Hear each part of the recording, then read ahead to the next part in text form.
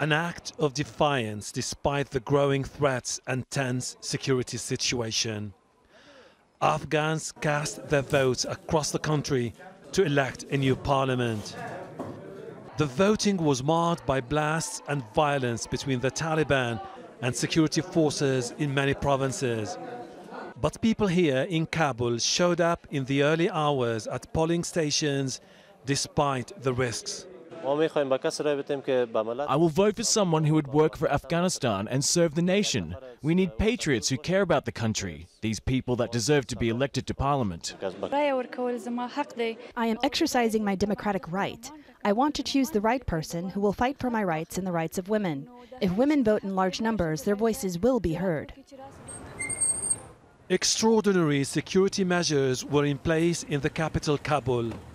The authorities are taking no chances. 10 candidates were killed during election campaigning.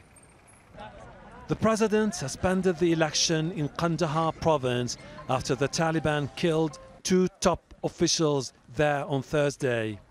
Election was also delayed in GHANI province following ethnic disputes. What happened in Kandahar was a sad moment not only for the people of Kandahar, but for all of us. The decision to suspend the election was taken in collaboration with different institutions of the state. I've also appointed a committee to investigate the problems we face in GHANI.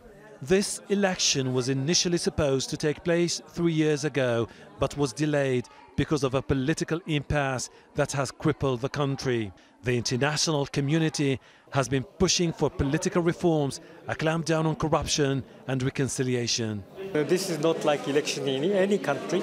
It's a very special election for the Afghan people. So I admire their courage, I admire their will to choose their own future.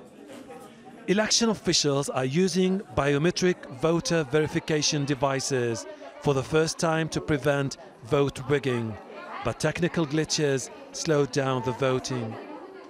This election is only a first step in a long political process. It will be followed by presidential elections in April.